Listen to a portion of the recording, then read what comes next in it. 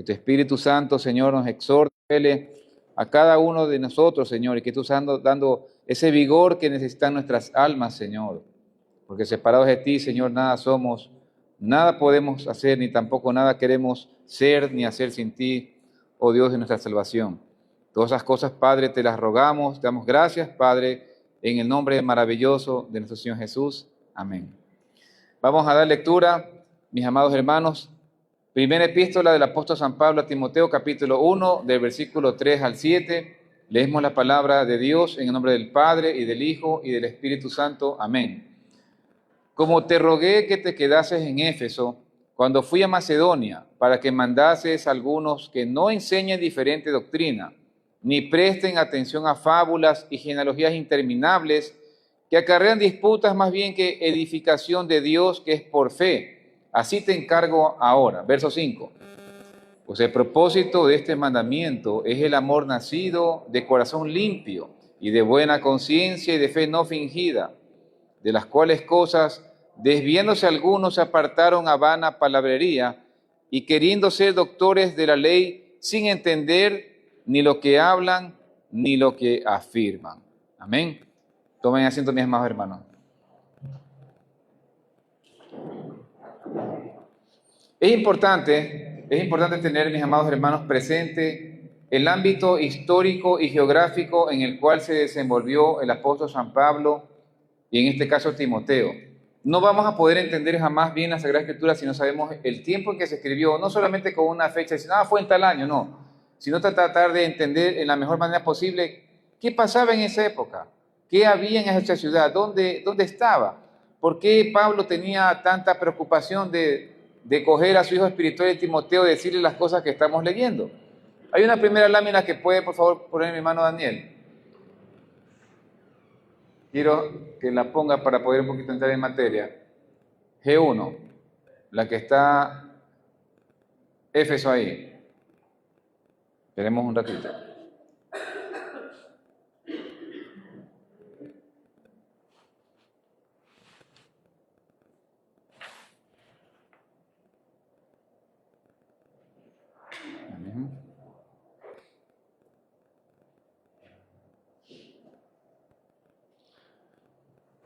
Mientras ponen la lámina, es importante manifestar que esta epístola que acabamos de leer fue escrita 30 años después de la resurrección de nuestro Señor Jesucristo. 30 años después aproximadamente fue escrita esta carta a Timoteo, 30 años después de la resurrección de nuestro Señor. Aquí en esta ciudad de Éfeso había un templo no famoso, sino demasiado famoso, que era el templo de la diosa Diana, también llamada Artemisa por los griegos, y convocaba no a miles, sino a millones de personas, porque estaba ubicada en Asia. Y ese templo, que ya vamos a verlo, la lámina 1, esa es la 2, la 1 por favor. La anterior, la 1, eso, miren. En esta gráfica podemos ver dónde está Jerusalén. Aquí, ¿no? ¿Verdad? El pueblo del Señor salió de Egipto, acá Israel y Jerusalén. Cuando Pablo se refiere a Éfeso, está ubicado allá, arriba, en Asia Menor. ¿Sí lo ven? Y esa flecha indica una distancia aproximada de 1200 kilómetros. No está nada cerca. Es decir, imagínense cuánto Pablo recorrió. En este caso, él fue en un viaje misionero hasta donde llegó a Éfeso en barco, pero no todos disponían la posibilidad para tener barco. Ahora, imagínense 1200 kilómetros por tierra. Eso es aproximadamente lo que existe en el territorio ecuatoriano, desde Zarumilla, la parte más sur, hasta la parte norte del oriente ecuatoriano. 1200 kilómetros. Me puse a investigar y con las completas llegamos a esa extensión en el Ecuador. Ahora sí la lámina número 2. Ese es lo que le dije yo. Esa era una de las mayores preocupaciones de San Pablo. Ese templo de Artemisa, que fue construido en el 550 antes de nuestro Señor Jesucristo. Imagínense, cuando ya se escribió Malaquías, ese templo ya existía. Así de fuerte es esto. Continuando, mis amados hermanos, hemos dado lectura a estos versículos y es necesario tener presente que la sana doctrina del Señor siempre va a reñir con el pecado, nunca lo va a consentir, nunca lo va a adular, nunca lo va a suavizar, nunca. Nunca va a estar, como dice Pablo en Corintios, en comunión la luz con las tinieblas, ni Cristo con Belial. Jamás, jamás. Entonces, eso tenemos que tener bien claro. Y una de las preocupaciones mencionadas es porque ciertamente Pablo, antes de morir, que sabía que iba a morir, y Pedro también y los apóstoles, su preocupación era, ¿y ahora qué será después de nosotros? ¿Qué va a ocurrir con la iglesia? ¿Qué pasará? Hágale cuenta que usted como buen padre de familia ha hecho el mejor esfuerzo por su familia y usted se queda preocupado. ¿Y ahora qué será de mis hijos? ¿Qué será de mis nietos? Hablando a nivel terrenal. Ahora en el plano espiritual, imagínense la carga espiritual que tenía San Pablo. Era una carga muy especial. Aquí también podemos mencionar que las Sagradas Escrituras mencionan claramente que vendrían doctrinas de demonios. Hombres que solamente persiguen es el Dios de su vientre, llenarse el estómago, conseguir ganancias deshonestas a causa de ¿quién?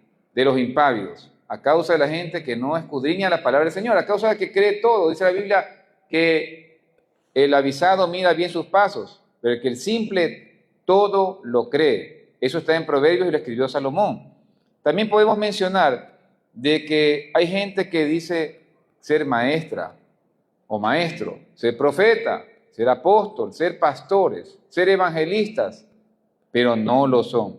Y justamente San Pablo, en esta carta que, según los hermanos teólogos, la denominada carta pastoral, él enseña a Timoteo cómo debe proceder en la iglesia de manera firme y sin miedo cuando tenga que confrontar a personas que están dentro de la misma congregación y que quieren alterar el nombre del Señor en el sentido de su palabra, de su sana doctrina. Eso no se puede tolerar. Porque estas personas son lobos vestidos de oveja y quieren, una de las primeras cosas que ellos quieren conseguir es la división en la iglesia, que se rompa la unidad, la confusión, el debilitamiento del evangelio dentro de la misma casa de Dios. Y por eso, obviamente, Pablo, guiado por el Espíritu Santo, habló estas cosas.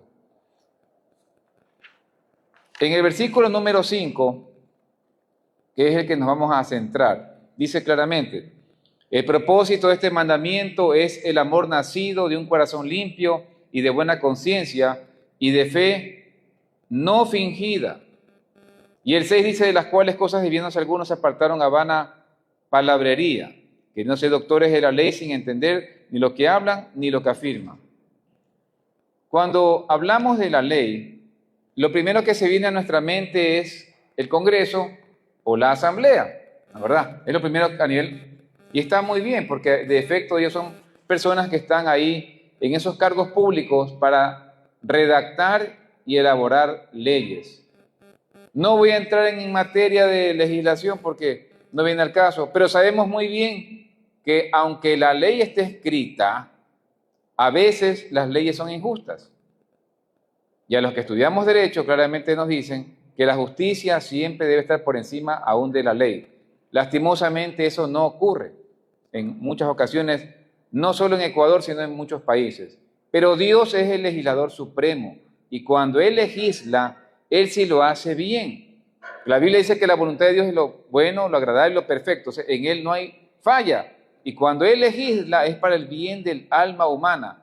Aunque a veces querramos saltar ese vallado que Él nos pone con su palabra, porque pensamos de que nos prohíbe ciertas cosas, pero esas prohibiciones son bendición, porque nos evitan pasar muchos dolores y quebrantos.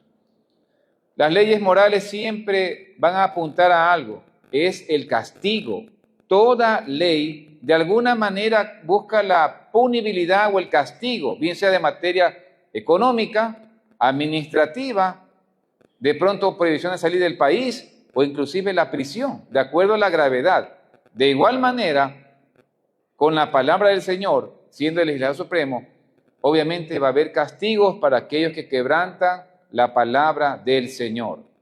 No puede quedar nadie sin excusa. El hombre es inexcusable, y lo dice San Pablo en el libro de Romanos, el hombre es inexcusable delante de los ojos del Señor cuando ha quebrantado la ley, porque ya la conoce. Ya no es que está en desconocimiento o es que está en ignorancia. Por eso es la responsabilidad. Y hay hermanos que dicen, es que hermano, me da miedo conocer la palabra del Señor, porque mientras más la conozco, el Señor me va a demandar. Y es la verdad. Mientras usted más conoce la palabra del Señor, es para su edificación, no es para que le tenga terror a Dios, en el sentido de que, ay, que el Señor me va a castigar por cualquier cosa. No, el Señor conoce su corazón y eso vamos a analizarlo hoy. Y mientras usted más conozca al Señor, obviamente el Señor le va a pedir más. Pero así como lo edifica, esa palabra va a producir fe en su vida y lo va a transformar a usted y a mí. ¿Cuántos podemos decir amén? La Biblia ha sido traducida más de 200 idiomas, mis amados hermanos, muchos más. No hay forma de que el hombre pueda decir que la ley de Dios no ha llegado de manera masiva a cada continente. En todos los continentes está la palabra del Señor, más de 200 países. No menciono las lenguas, porque eso no lo tengo aquí a la mano, pero sabemos que hay países en los que hay 10, 15 dialectos, sobre todo en los países de Asia. Entonces, nadie se puede excusar de que no ha escuchado la palabra del Señor. Y en San Juan 12:48 dice el Señor claramente, el que me rechaza y no recibe mis palabras, tiene quien lo juzgue. La palabra que he hablado, esa lo juzgará en el día final. La palabra del Señor es la que va a juzgar a todos los hombres y mujeres de todas las edades, ¿sí? Es decir, que es a nivel mundial. Así lo dice la Sagrada Escritura en el libro de Apocalipsis, habla de un trono blanco, que el Señor va a juzgar a los vivos y a los muertos, pero los que somos salvados por la sangre de Cristo y redimidos por Él, no pasaremos por ese juicio. ¿Quiénes van a pasar por ese juicio? Parte de los que pasarán son justamente lo que el apóstol San Pablo acaba de mencionar, que queriendo ser doctores de la ley, sin entender ni lo que hablan ni lo que afirman. Este tipo de gente que causa daño dentro del pueblo de Dios, que lo contamina, que lo corrompe, son parte de los que irán al lago de azufre y de fuego, y es necesario mencionarlo. Dios siempre va a separar a sus ovejas de las cabras. Dios siempre va a separar el buen trigo de la cizaña. Por eso San Pablo se ve motivado a decir las cosas que acabamos de leer. Timoteo debe cuidar la grey del Señor ahora. Es nombrado un líder, un pastor, un obispo. No es un simple hermano que se sienta en una banca y canta al Señor y contribuye en la medida posible con la iglesia, con lo que Dios le bendice económicamente. No, él tiene algo más. Tiene un llamado especial y le dice, tú vas a cuidar la grey del Señor. Tú vas a ser responsable de cada alma que vaya. Pero tienes que estar capacitado, hijo mío, porque eso era Timoteo para Pablo, era su hijo, espiritualmente hablando. Y lo amó mucho, como cuando usted ama a su hijo o a un pariente en especial. Y aquí hay cosas que tenemos que continuar mencionando, y es que las falsas doctrinas siempre producen dos cosas principales: la distracción y la confusión. Hay muchas cosas que usted las puede ver en las redes sociales, cualquiera sea el nombre de la red social, o hasta libros.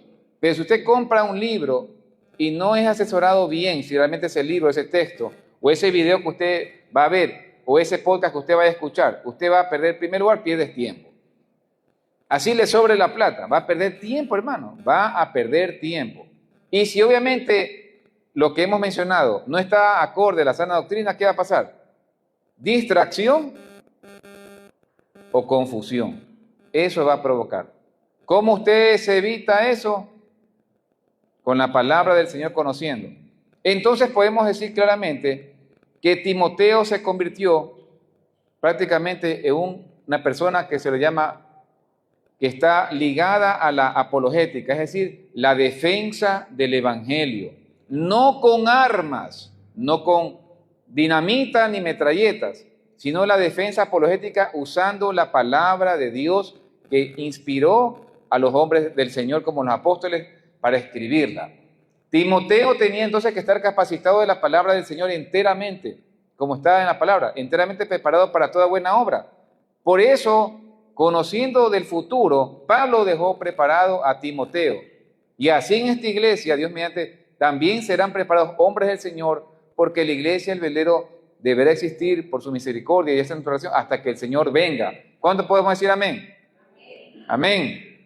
Entonces, la apologética es la defensa del Evangelio. Esta defensa del Evangelio tiene que ser hecha en primer lugar de una manera humilde, no con orgullo, humilde. En segundo lugar, tiene que ser precisa, al punto que le están consultando, al punto que usted ve una falla, es de manera directa, no es lanzar palabras por lanzarlas.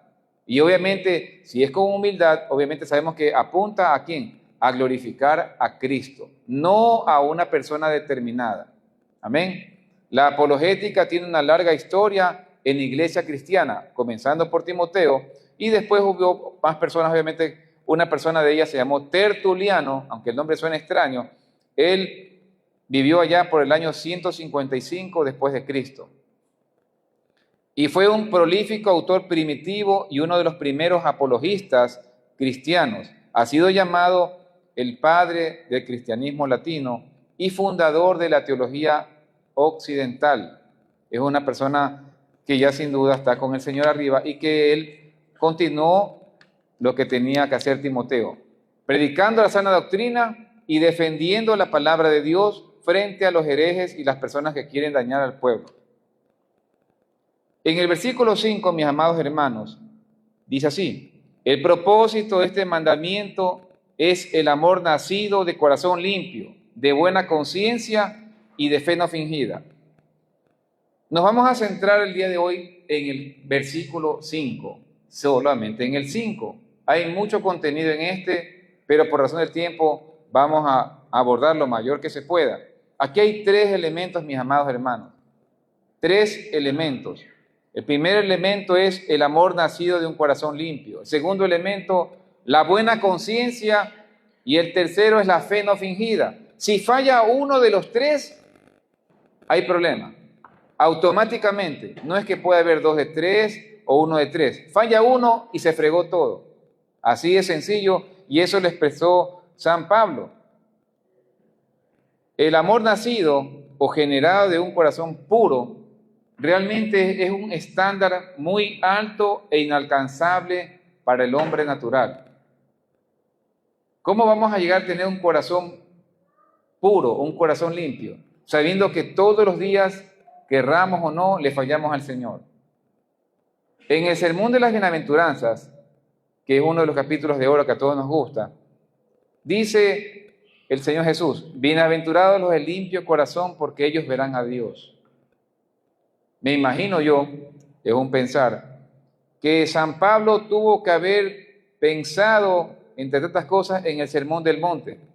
Bienaventurados los de limpio corazón, porque ellos verán a Dios. Es imposible que una persona que tenga un corazón limpio, que esté conectado con el Señor, vaya a querer dañar la obra de Él y corromperla con doctrinas falsas, es decir, mintiendo. Las doctrinas falsas son mentiras.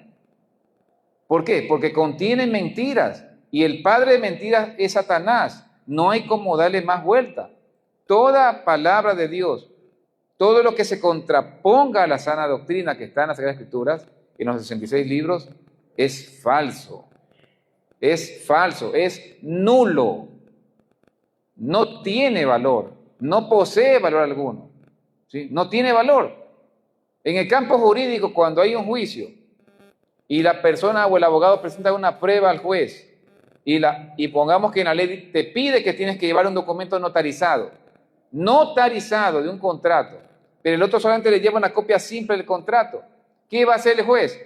Esta prueba es nula, no tiene valor, carece de valor, pero señor juez, sí es la copia, no está autenticado de que esas firmas sean de las 2 personas que están ahí por un notario, es nulo, carece de valor. Dejando a un lado como analogía simple esto, en la parte espiritual, si no está respaldada esa predicación con la palabra del Señor, o esa doctrina, o ese libro, o ese podcast, o ese video en cualquier red social, no es bíblico, es falso. Amén. El corazón del Señor, el corazón de Dios, es realmente, como le dicen los apóstoles, es inescrutable. Pero Dios siempre está dispuesto a que nosotros podamos llegar a alcanzar ese corazón.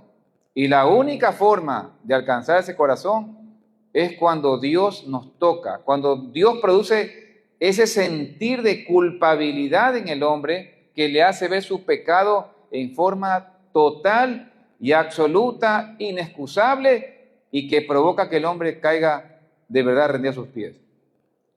Les pido por favor que me acompañen en Salmo 51:10. En el Salmo 51:10, que hoy se lo leyó, dice: crea en mí, oh Dios, un corazón limpio. Crea en mí, oh Dios, un corazón limpio. Eso le pidió David al Señor de manera directa, porque vio su pecado. Él reconoció que no solo quería que el Señor le perdone o que el Señor lo transforme, él fue algo mucho más fuerte. Dame un nuevo corazón. Pero lo cierto aquí es que al investigar esta palabra en hebreo, se escribe vara o se pronuncia vara, pero más allá que signifique vara o se escriba vara, ¿qué es lo que realmente transmite esta palabra? Cada palabra de Dios, mis amados hermanos, cada palabra, cada sustantivo, cada adjetivo, tiene un mensaje. Créanme, hermanos, que no hay libros que los puedan contener. Lo que hacemos los predicadores tan solo es una parte o una chispa compartir con su pueblo, porque el Señor nos permite, nada más. Pero la palabra del Señor, cada palabra es rica en conocimiento. Vara significa crear. Este verbo fue usado cuando fue en la creación de Génesis 1. ¿Puede imaginarse que David usó ese verbo? Es decir, donde no hay nada, donde nada existe, donde no hay cosa, ni materia, ni sustancia, de allí creó Dios las cosas. Y David, en su posición de rey, se humilló ante el Señor y le pidió esto: crea en mí, oh Dios, un corazón limpio. Dios creó el objeto, concepto de materia que jamás había existido. Es decir, la parte teológica, la parte doctrinal, cuando David le pidió eso a Dios, es que realmente él se sentía como que debería nuevamente existir, como que nuevamente debía ser hecho desde cero, y Dios se lo concedió. Ya sabemos entonces en parte por qué la gente le decía a Samuel y los demás que David era un hombre conforme al corazón de Dios, porque realmente vemos el tipo de oración que él hizo, y aquí el apóstol San Pablo nos está diciendo claramente en este primer elemento que aquí debe ser el amor nacido de un corazón limpio. Y recién vamos por ahí. Por eso digo que aquí no se trata de correr. Corazón limpio. Entonces ya sabemos qué debemos hacer. Vamos por favor a 1 Corintios capítulo 13, que es uno de los capítulos más bellos que hay.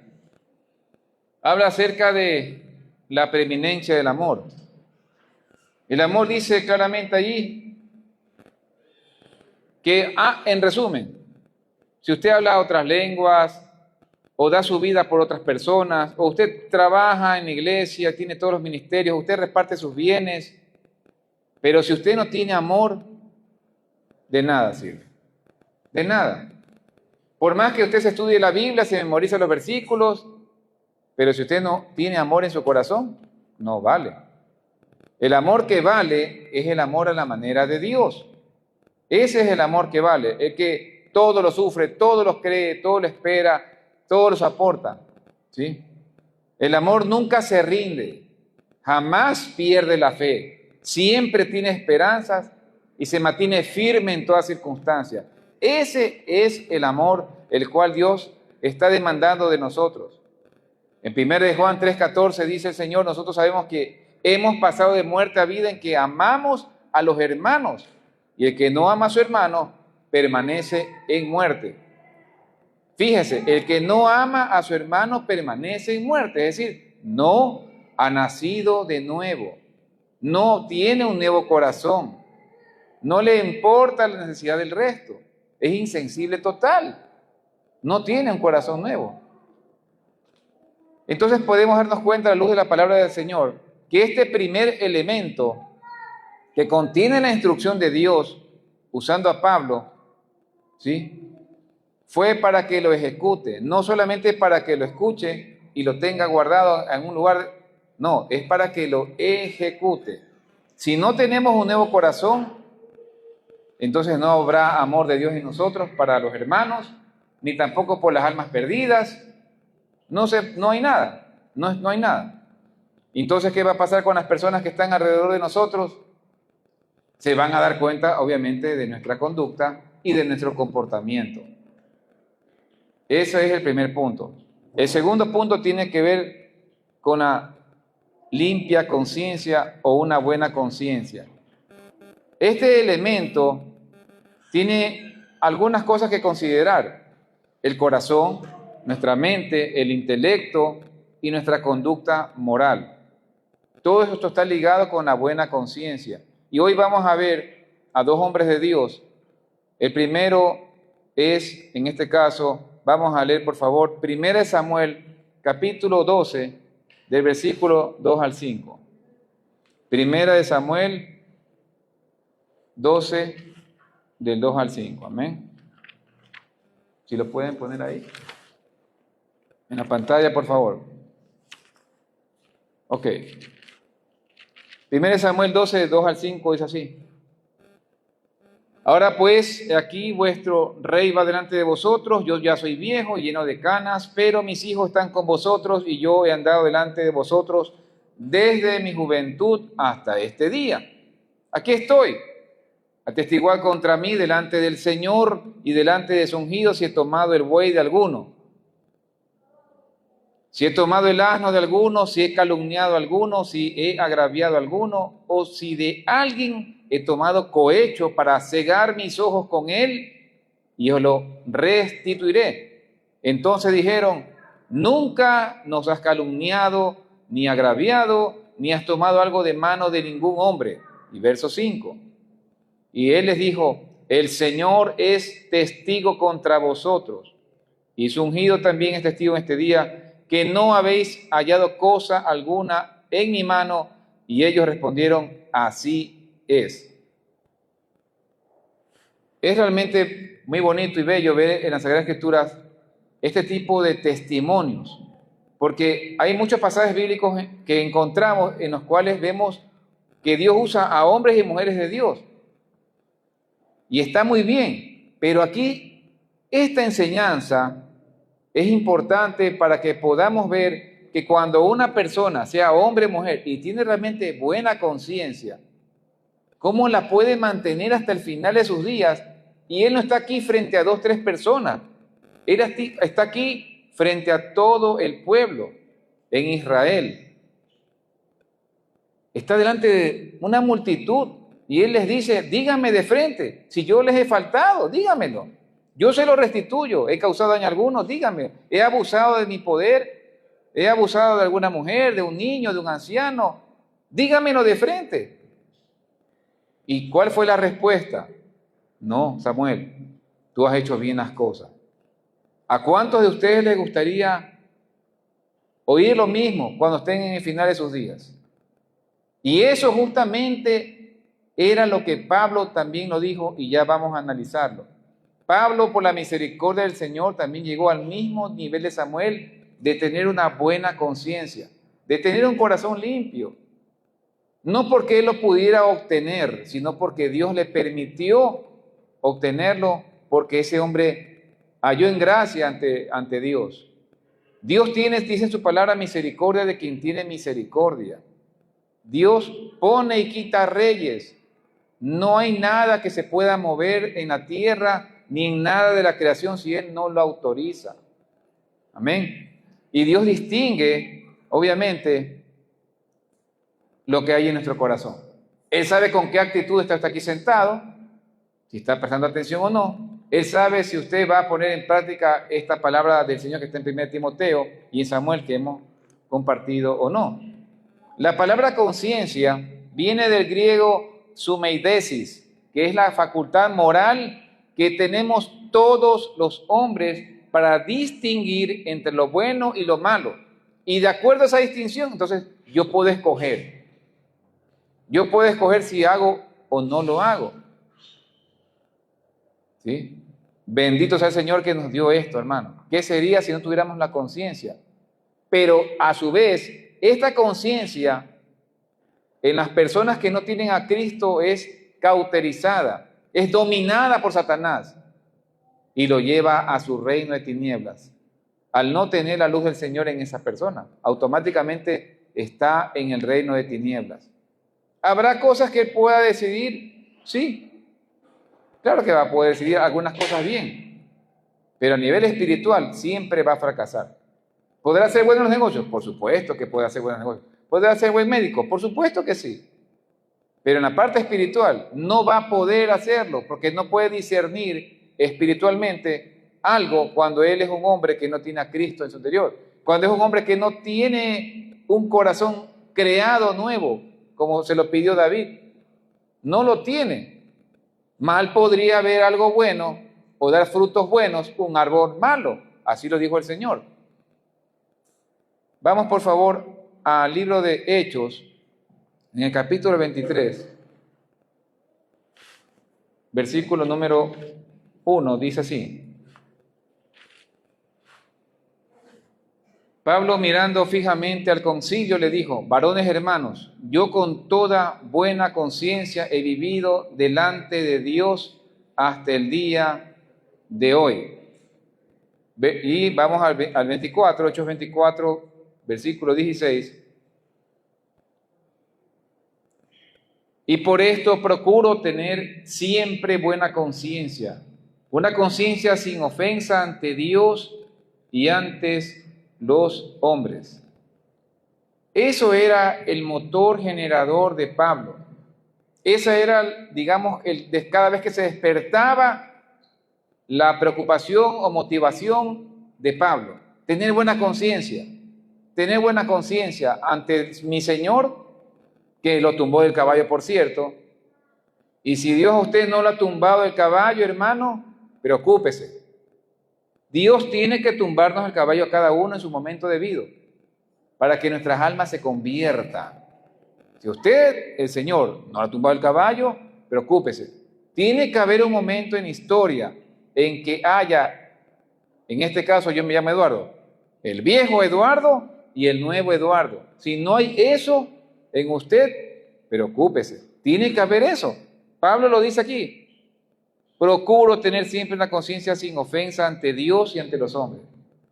No solamente era un poema, no era una frase ahí para ponerla o colgarla, era una realidad en él. Y esa realidad, Pablo le dijo a Timoteo, su hijo: quiero que tú hagas lo mismo. Debes tener además de un buen corazón, tienes que tener una conciencia limpia. No se fije en la gente política, no se fije en los abogados, no se fije en su papá ni sus abuelos ni nada, fíjese en usted, en su conciencia. No se preocupe por sacar la astilla del ojo de su hermano. Primero veamos nuestra viga, para que podamos, como dice el Señor Jesucristo, ayudar a tu hermano que tiene la pajilla. Primero tengo que verme yo, antes de atreverme a ver el pecado o la falta de mi hermano. Porque el único juez es el Señor. Ahora, como paréntesis, eso no significa que no haya disciplina en la iglesia. Hay disciplina en la iglesia y eso está a cargo del pastor. Amén. Continuando. El tema de la limpia conciencia es justamente para dos cosas principales: para mantener la fe y también para evitar el deterioro espiritual. Si usted tiene una casa y la limpia, por más que usted la limpie, yo le aseguro, no porque sea experto en limpieza, sino porque lo he visto, usted la deja cerrada 2 o 3 meses, créanme, va a haber primero olores, lastimosamente porque está guardado, aunque no haya nada podrido, pero va a haber malos olores, va a haber tierra, polvo y se comienza las paredes a deteriorar. ¿Y qué decir de los aparatos electrónicos? Si usted los ha apagado, una refrigeradora, se le va a deteriorar, se le va a dañar, porque usted lo dejó así descuidado. Si descuidamos el aspecto de la buena conciencia, entonces también el alma del hombre se comienza a degenerar, a deteriorar. ¿Por qué? Porque ya deja de buscar al Señor. Si un árbol necesita la luz solar y usted pone un gran techo sobre ese árbol, oiga, ese árbol no va a dar frutos como antes daba. No va a dar. Quizás subsista porque tiene buenas raíces y ya de abajo toma el agua porque usted lo riega. Pero no va a funcionar como antes funcionaba ese arbolito. No va a dar los frutos. No va a dar esos frutos. ¿Qué más podemos decir? En primera de Timoteo, estamos leyendo en el capítulo 3, versículos 8 y 9, por favor, si lo pueden poner en pantalla. Primera de Timoteo 3, versículo 8 y 9 dice, los diáconos, vamos a ver al tema de los diáconos. Los diáconos asimismo deben ser honestos, sin doblez, no dados a mucho vino, no codiciosos de ganancia deshonesta, que guarden el misterio de la fe con limpia conciencia. Los diáconos están obligados a tener limpia conciencia. No solamente crea que es para el pastor, no solamente crea que es para los diáconos, es para todos, es para todos. ¿Por qué es necesario tener la conciencia limpia? Porque eso demuestra que usted está preocupado de agradar al Señor. Porque usted está preocupado de no ofender a su prójimo, a su hermano. A una persona que no le importa nada, obviamente seguirá causando daño o se causará daño a sí mismo porque no tiene para él valor la vida. Su vida no tiene valor y la vida del resto tampoco tiene valor. Es una persona que no hay nada en él, no hay nada bueno, lastimosamente. No tiene a Cristo en su corazón. Otro punto muy importante, que por favor quiero que me acompañen, en Hebreos 9, 13, 15, hay algo que resaltar. Solamente la sangre de Jesucristo es la que nos puede limpiar nuestra conciencia. Es importante considerar que Dios todo lo tiene perfectamente bien ubicado. Hebreos capítulo 9, 3 al 15 dice así: porque si la sangre de los toros y de los machos cabríos y las cenizas de la becerra rociadas a los inmundos santifican para la purificación de la carne. Verso 14. Cuánto más la sangre de Cristo, el cual mediante el Espíritu eterno se ofreció a sí mismo sin mancha a Dios, limpiará vuestras conciencias de obras muertas para que sirváis al Dios vivo. Así que por eso es mediador de un nuevo pacto, para que interviniendo muerte para la remisión de las transgresiones que había bajo el primer pacto, los llamados reciban la promesa de la herencia eterna. Qué bello versículo. Eso es lo que quiere Dios para cada uno de nosotros. Por eso es que Pablo le escribe a Timoteo: hijo mío, haz esto. El fundamento tiene que estar en tu vida, tienes que tener buena conciencia, y Jesucristo es el único que ha limpiado mi conciencia con su sangre, y Él lo va a hacer igual contigo. Estas personas que practican las falsas doctrinas, que dividen iglesias y que hacen tremendas cosas, que son inventores de males, no tienen buena conciencia, no tienen limpia conciencia. Ahora lo estamos entendiendo mejor. Pero ¿qué va a pasar? Como le pasó a Pablo. ¿Qué va a pasar como le pasó a Timoteo y a Pedro? Va a haber momentos de dificultad. Porque cuando usted hace las cosas para el Señor bien, también habrá opositores. Si alguien ha dicho que la vida es color de rosa, como dice la canción, no es verdad. Jesucristo dijo: en el mundo tendréis aflicción, pero confiad en mí, yo he vencido al mundo. Amén. Entonces, vamos a tener dificultades, unos más fuertes que otros, porque el Señor sabe hasta dónde usted y yo podemos resistir esa tentación. Jamás el Señor le va a poner a usted una prueba que no pueda llevarla. Así que usted no puede renegar contra Dios y decirle: Señor, ¿por qué me has puesto esta carga? No puede hacerlo. La soberanía del Señor lo maneja todo. Y Él asimismo, dice la palabra del Señor, que así juntamente con la prueba, Él nos dará la salida. ¿Quién no ha ido a un cine?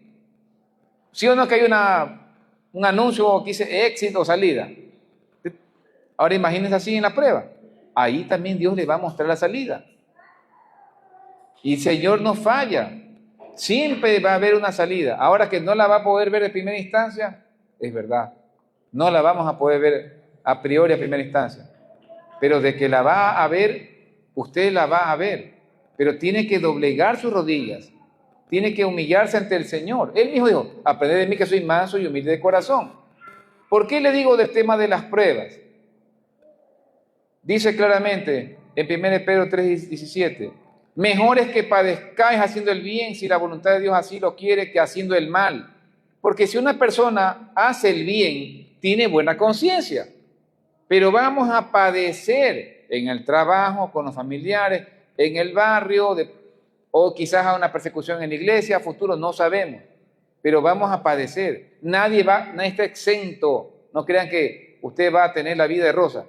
Algo va a pasar con cada uno, según lo que el Señor le permita que usted lo pueda soportar. Pero en este tiempo de refrigerio, por llamarlo así, si usted está tranquilo, si usted no tiene pruebas, es para que nos alimentemos en la palabra del Señor y nos fortalezcamos. Porque si usted no aprovecha este tiempo de ahora, de oasis, por llamarlo así, cuando venga la prueba real, ¿usted acaso quiere que Satanás lo zarandee? ¿Quiere terminar en el piso derrotado por la prueba o la tribulación? Y no importa que tú seas joven o que tú seas muy viejo. Ah, no, es que yo ya tengo 90 años. No importa. La batalla de la fe no termina sino hasta que usted deja de respirar. En ese momento termina la batalla de la fe. Y eso tenemos que estar conscientes. Ah, no, es que hermano, créame, yo tengo 60 años, he pasado ya muchas batallas y en verdad el Señor me dijo, sí, pero aún falta. La batalla de la fe nunca termina. Por eso el apóstol Pedro dice, mejor es que padezcáis haciendo el bien, si la voluntad de Dios así lo quiere, que haciendo el mal. Y vuelvo otra vez a las bienaventuranzas. ¿Qué dijo Jesucristo? Bienaventurados sois cuando por mi causa os vituperen y os persigan y digan toda clase de mal mintiendo contra vosotros. Entonces tenemos el apoyo de nuestro adalid, de nuestro general, que es Jesucristo. Amén. La manifestación de la pureza interna obviamente está relacionada con una renovación mental, con un discernimiento espiritual. Cuando hablamos de limpia conciencia, es una renovación diaria de su mente. Yo le pregunto a usted, si usted está en su casa y tiene un plato limpio y le sirven ahí el arroz con menestra, los patacones, lo que fuere, usted come eso, tal se sirve, deja el plato acaso allí y al día siguiente vuelve a servir sobre el mismo plato sucio o usted lo lava. Usted tiene que lavarlo, tiene que dejarlo limpio, porque si no usted usted mismo se autoinflige una enfermedad. Ahora, ¿qué pasa con nuestra mente? Sabiendo que hay tanta cosa sucia que uno ve por internet, por las redes, por televisión, hasta por la radio o hasta por las calles. Nos ensuciamos, querramos o no, hermano. Nos ensuciamos la mente. Y a veces sin ver nada, usted está tranquilo en su dormitorio y se le viene un pensamiento pecaminoso. Es así. Todos los días necesitamos recurrir a la fuente de Jesucristo para que nos limpie. Todos los días tenemos que recurrir a la palabra del Señor para que nos renueve el entendimiento. Esta renovación del entendimiento no significa de que usted se va a quedar un enano espiritual. Usted va a crecer. Si usted no come de la palabra del Señor, usted será siempre un enano espiritual. ¿Podrá tener buena conciencia? Sí, pero enano espiritual al fin. No va a poder dar todos los frutos que el Señor quiere que usted dé. Es como que usted tenga un trabajador y sabe que ese hombre es súper que capaz, es muy inteligente, pero desarrolla tan poco en la compañía que apenas da el 20% de lo que él pueda rendir. Nunca llega a gerente, pudiendo haber sido gerente hace rato, y prefiere tener un cargo administrativo de bajo perfil. Y dice, qué pena cómo se está desperdiciando este hombre. Es algo así que ocurre en la iglesia. No buscan al Señor con intensidad.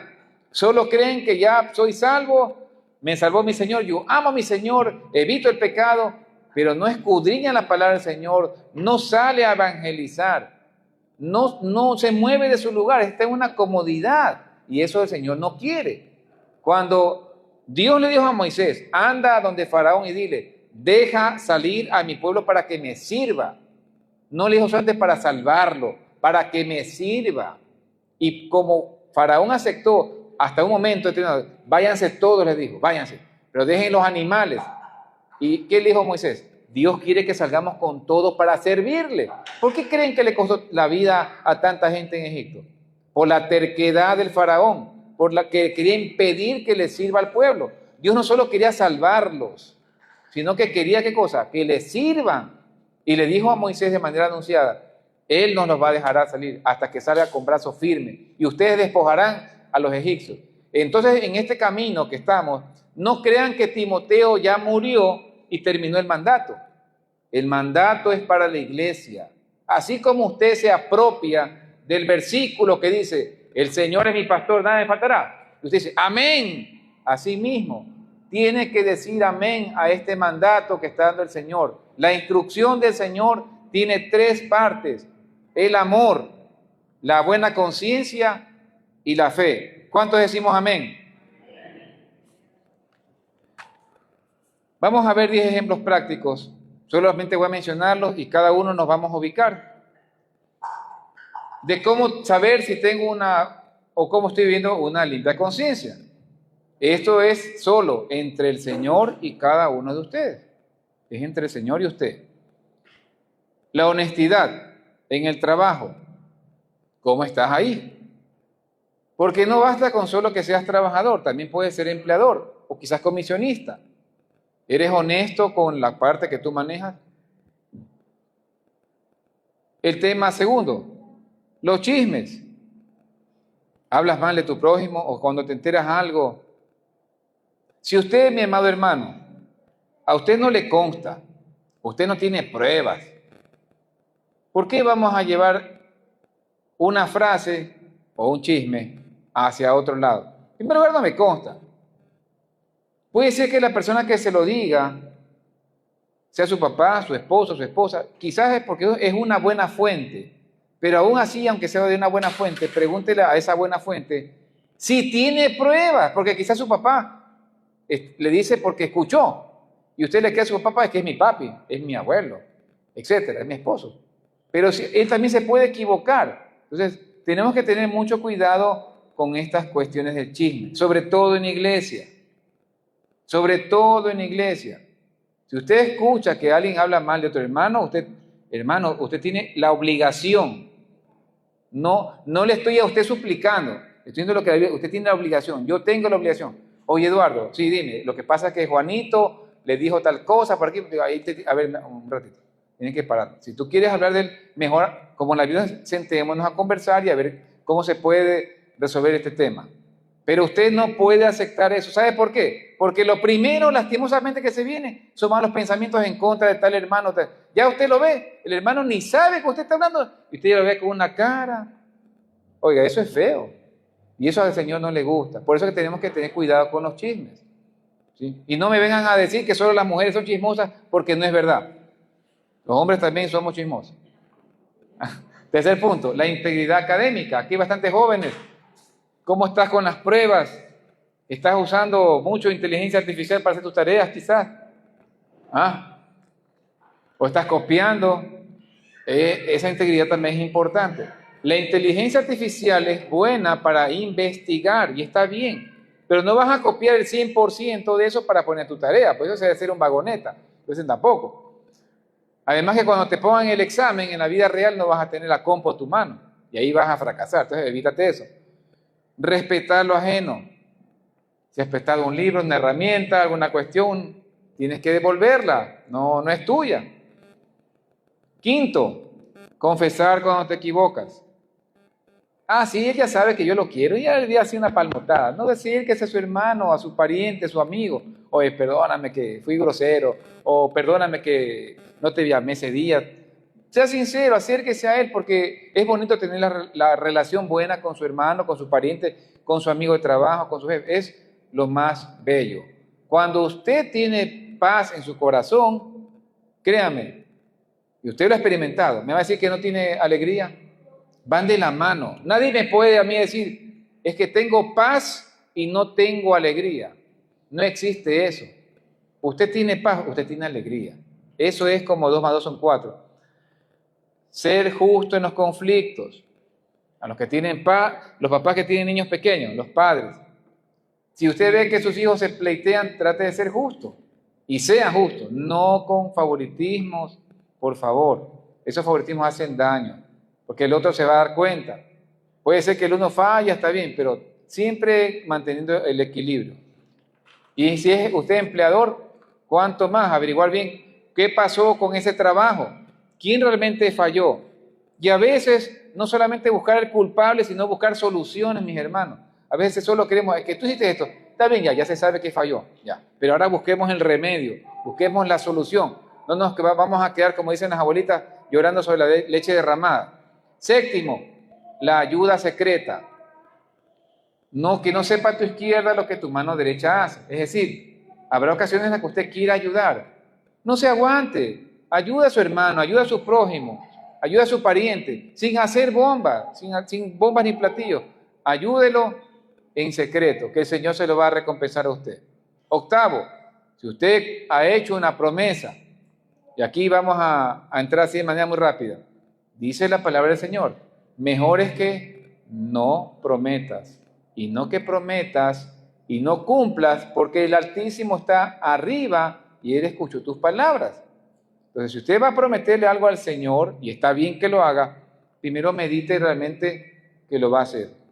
Ahora, esto no es un llamado a la ociosidad. Es que si yo le prometo y no, tampoco es llamado a la flojera.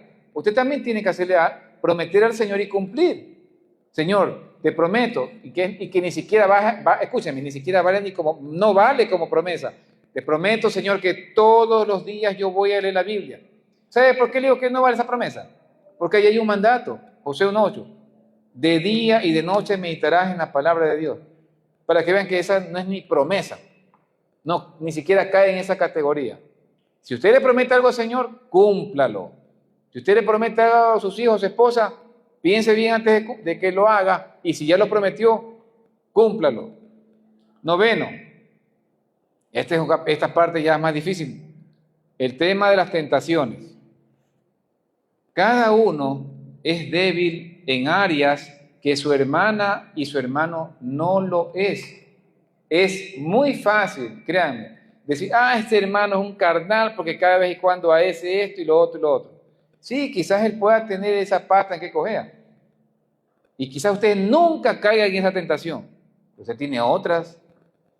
¿Sí? Entonces, en esa parte tenemos que ser cuidadosos, reconocer en aquellas áreas que yo soy débil.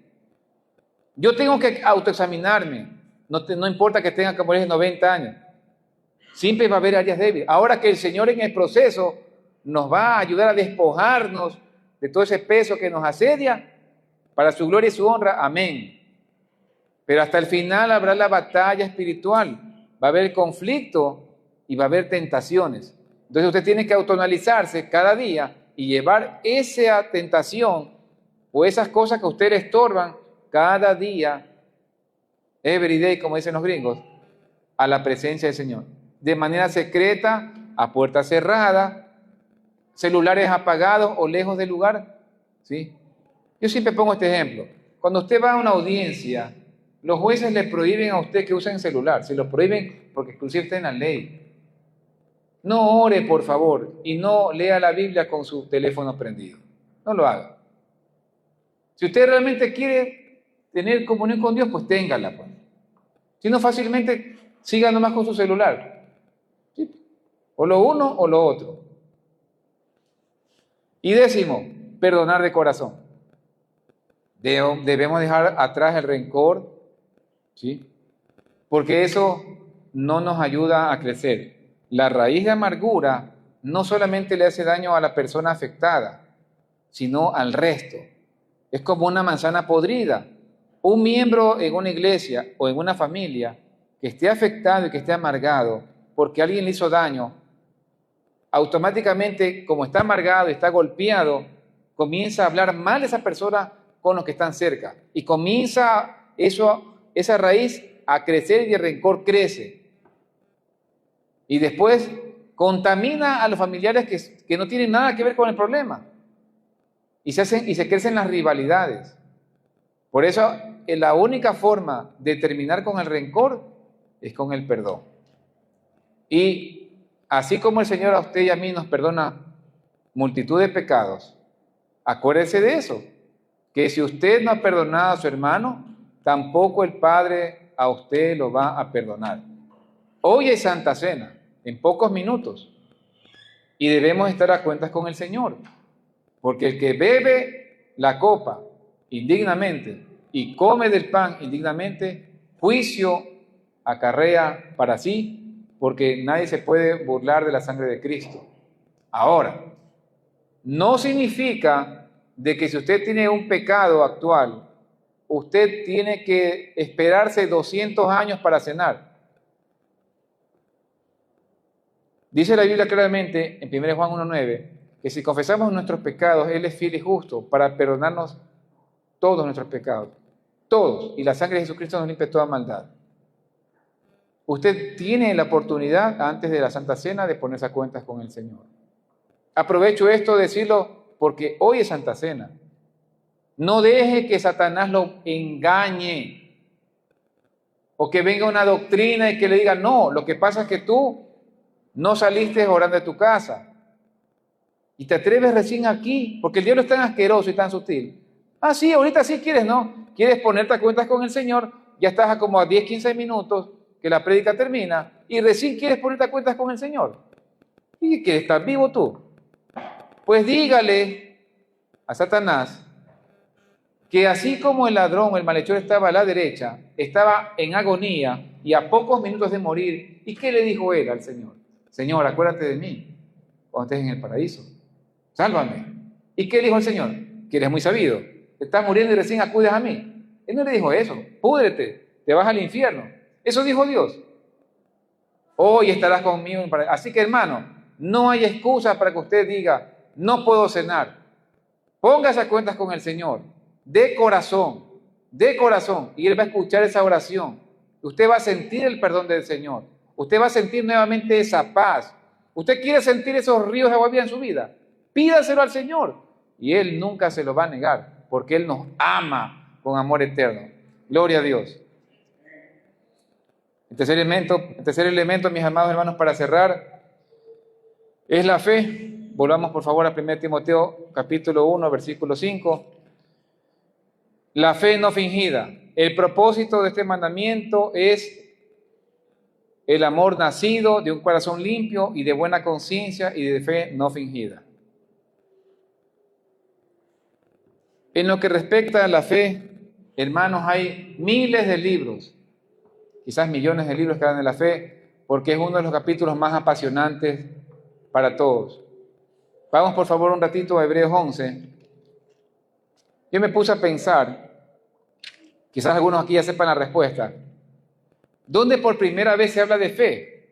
¿Dónde se menciona la palabra fe? Por primera vez en toda la Biblia, porque la fe es un sustantivo central de la palabra. Dice que Jesucristo es el autor y consumador de la fe.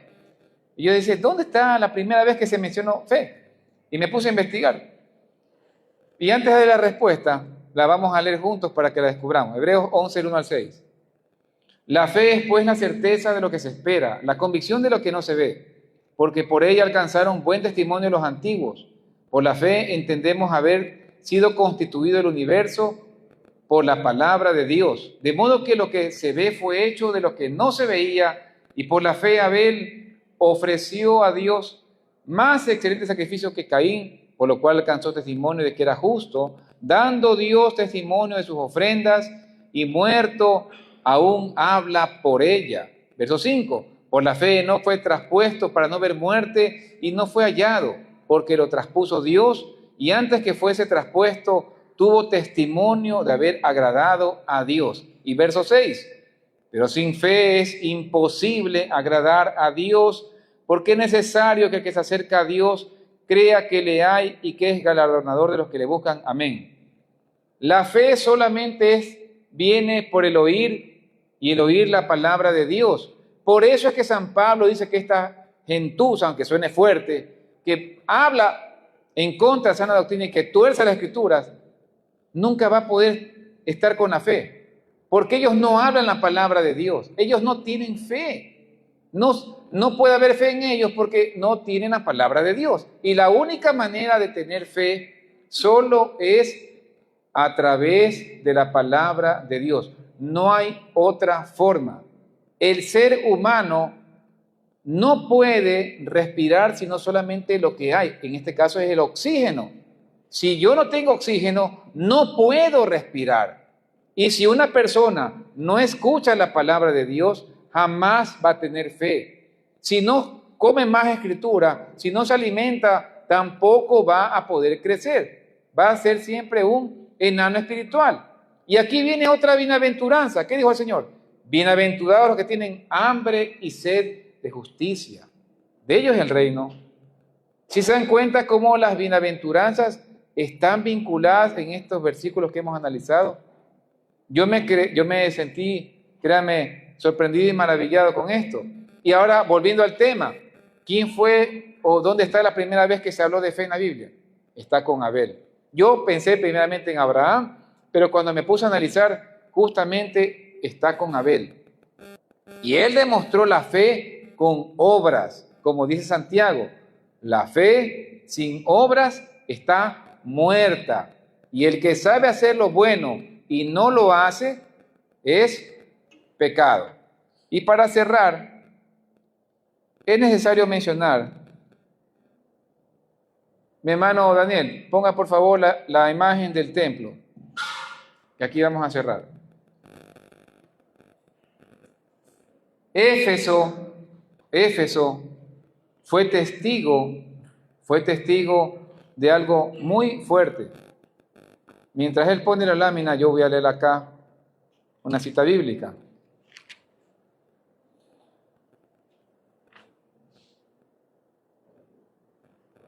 ¿Ya? Esperemos que la ponga.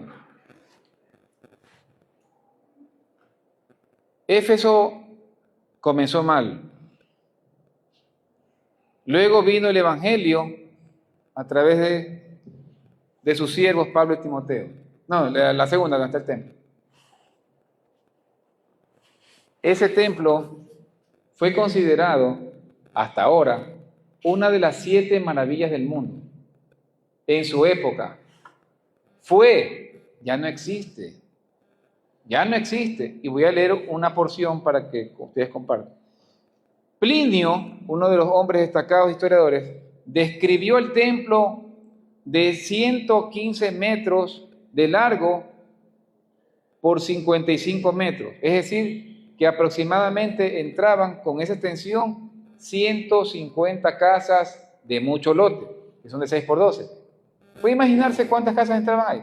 150 casas, así. Ahora la altura tenía, dice, 127 columnas de 18 metros de alto.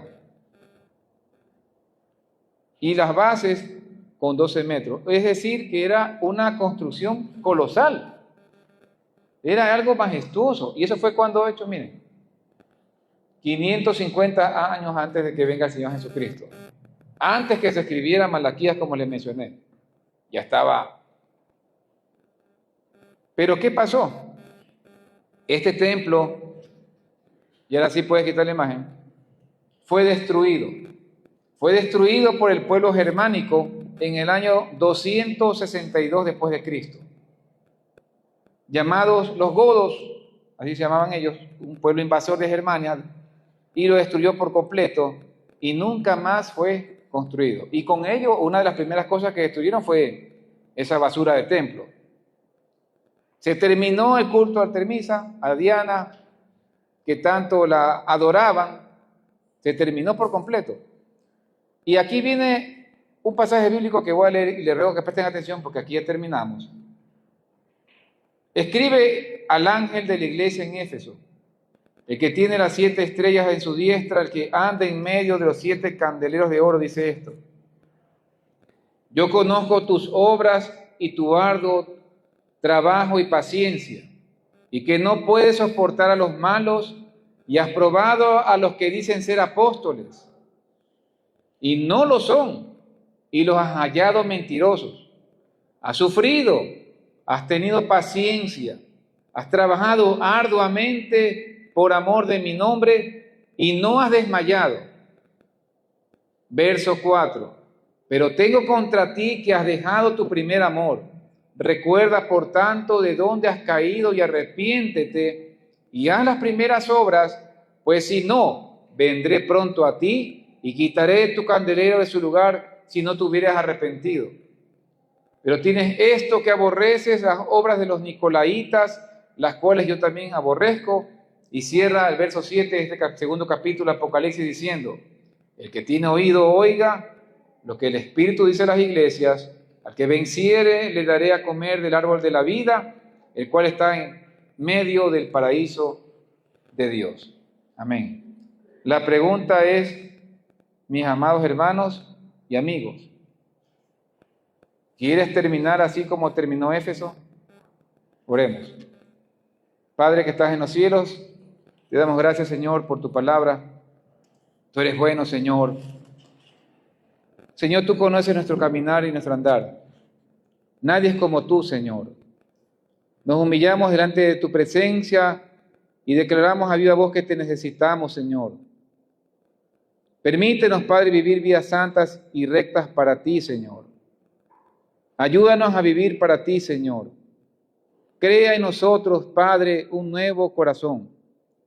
Un corazón que sea limpio, Señor.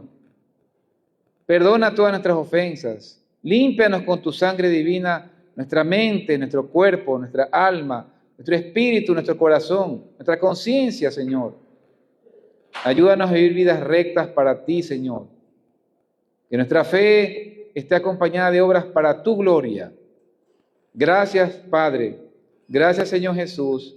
Gracias, Espíritu Santo, porque tú eres nuestro Salvador.